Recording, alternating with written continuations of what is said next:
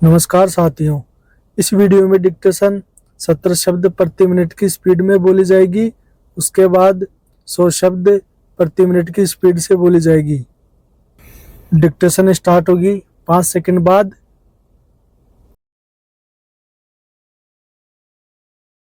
बिलासपुर छत्तीसगढ़ निवासी सुखदेव के 2 पुत्र थे, जनकराम और पिलाराम।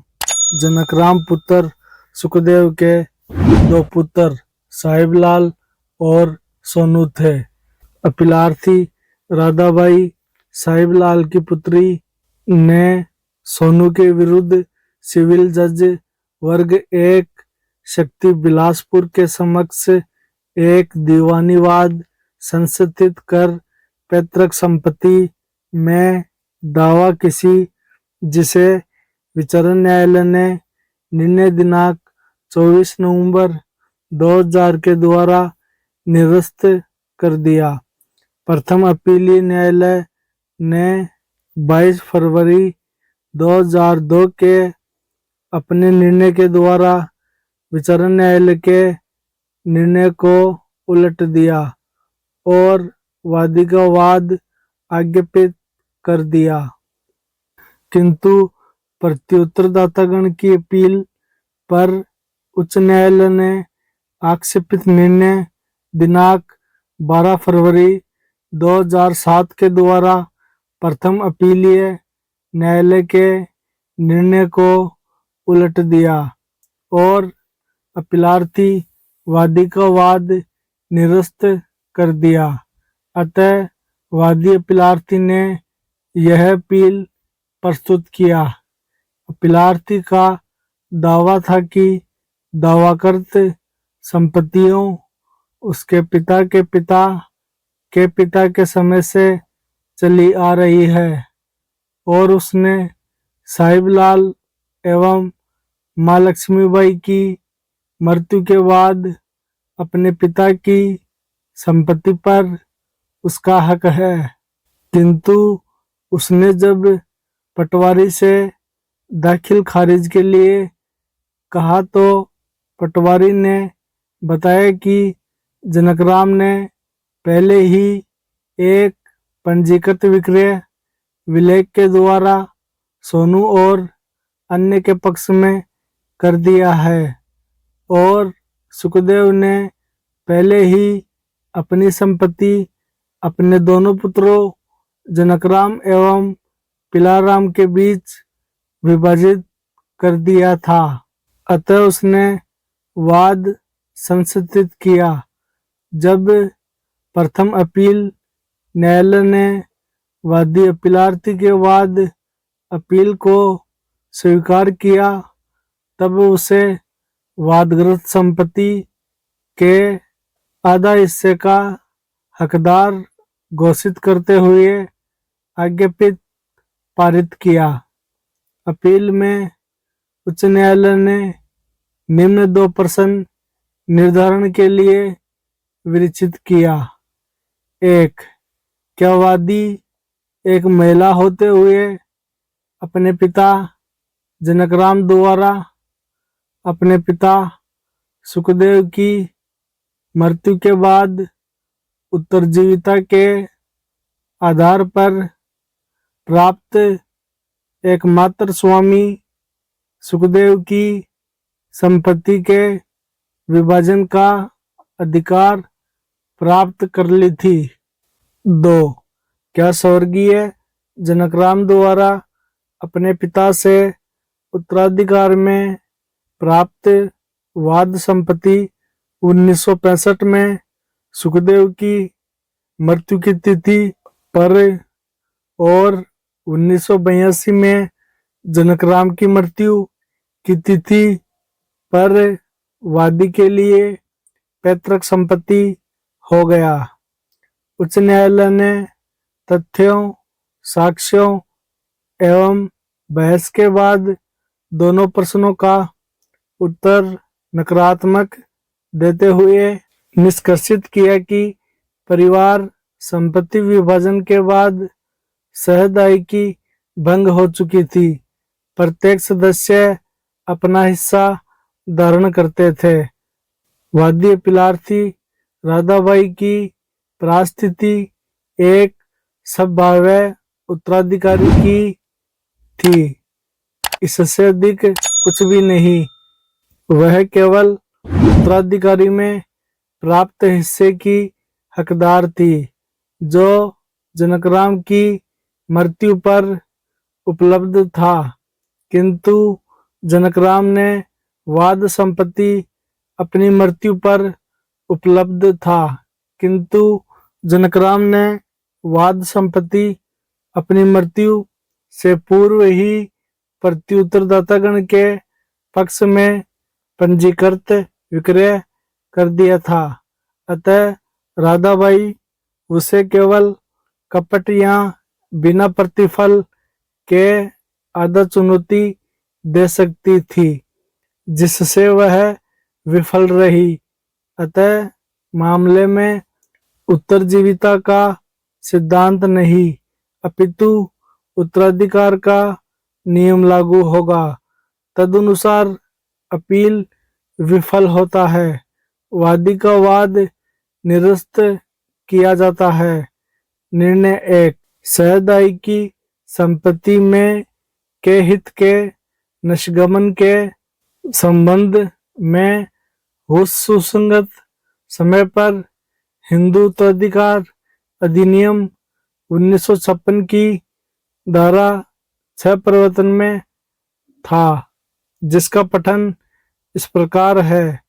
धारा 6 सहदाई की संपत्ति में के हितकार न्यायगमन जबकि कोई हिंदू पुरुष अपनी मृत्यु के समय मिताक्षरा सहदाई की संपत्ति में हित रखते हुए इस अधिनियम के प्रारंभ के पश्चात मर जाए, तब उस संपत्ति में उसका हित सहदायिकी के उत्तरजीवी सदस्यों पर उत्तरजीविता के आधार पर न्यायगत होगा, इस अधिनियम के अनुसार नहीं।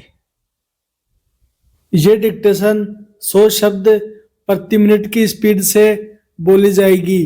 डिक्टेशन स्टार्ट होगी 5 सेकंड बाद।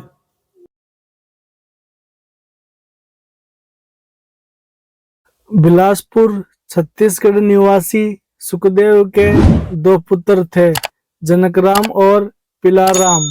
जनकराम पुत्र सुखदेव के 2 पुत्र साहिबलाल और सोनू थे। अपीलार्थी राधाबाई साहिबलाल की पुत्री ने सोनू के विरुद्ध सिविल जज वर्ग 1 शक्ति बिलासपुर के समक्ष एक दीवानीवाद संशोधित कर पैतृक संपत्ति में दावा किसी, जिसे विचारण न्यायालय ने निर्णय दिनांक 24 नवंबर 2000 के द्वारा निरस्त कर दिया। प्रथम अपीलीय न्यायालय ने 22 फरवरी 2002 के अपने निर्णय के द्वारा विचारण न्यायालय के निर्णय को उलट दिया और वादी का वाद आज्ञापित कर दिया, किंतु प्रत्युत्तरदातागण की अपील पर उच्च न्यायालय ने आक्षेपित निर्णय दिनांक 12 फरवरी 2007 के द्वारा प्रथम अपीलीय न्यायालय के निर्णय को उलट दिया और अपीलार्थी वादी का वाद निरस्त कर दिया। अतः वादी अपीलार्थी ने यह अपील प्रस्तुत किया। अपीलार्थी का दावा था कि दावाकर संपत्तियों उसके पिता के समय से चली आ रही है और उसने साहिबलाल एवं मां लक्ष्मीबाई की मृत्यु के बाद अपने पिता की संपत्ति पर उसका हक है, किंतु उसने जब पटवारी से दाखिल खारिज के लिए कहा तो पटवारी ने बताया कि जनकराम ने पहले ही एक पंजीकृत विक्रय विलय के द्वारा सोनू और अन्य के पक्ष में कर दिया है और सुखदेव ने पहले ही अपनी संपत्ति अपने दोनों पुत्रों जनकराम एवं पिलाराम के बीच विभाजित कर दिया था। अतः उसने वाद संशोधित किया।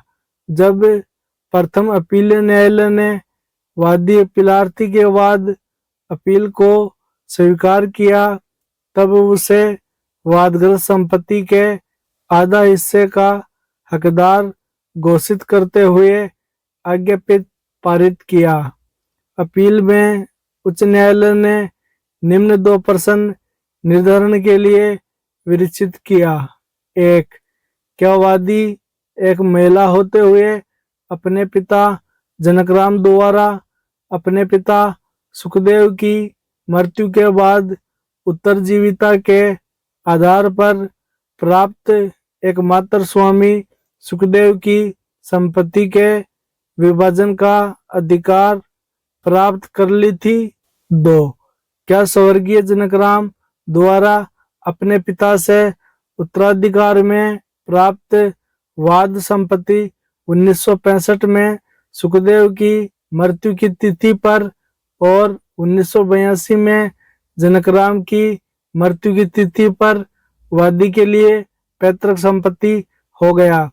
उच्च न्यायालय ने तथ्यों, साक्ष्यों एवं बहस के बाद दोनों प्रश्नों का उत्तर नकारात्मक देते हुए निष्कर्षित किया कि परिवार संपत्ति विभाजन के बाद सहदायिकी भंग हो चुकी थी। प्रत्येक सदस्य अपना हिस्सा धारण करते थे।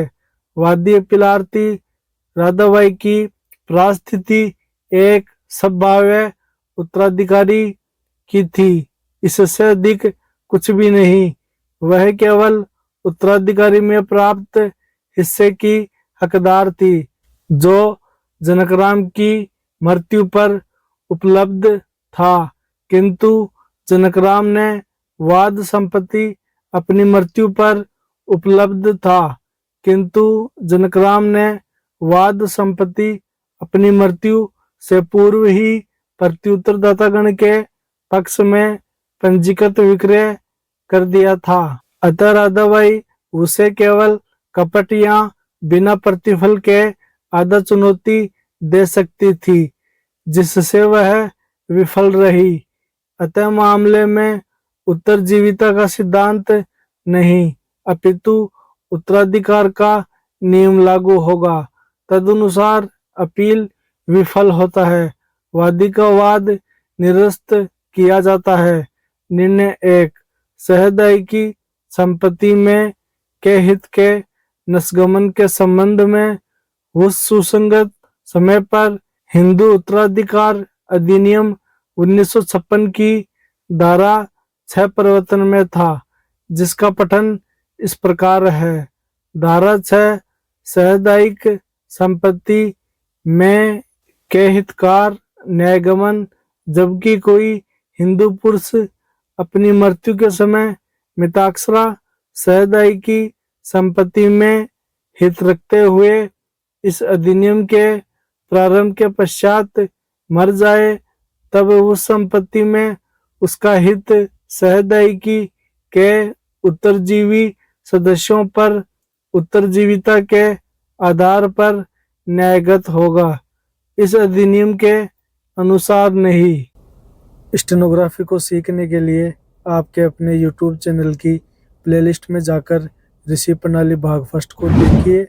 उसमें आपको ऋषि प्रणाली भाग फर्स्ट के संपूर्ण वीडियो मिलेंगे।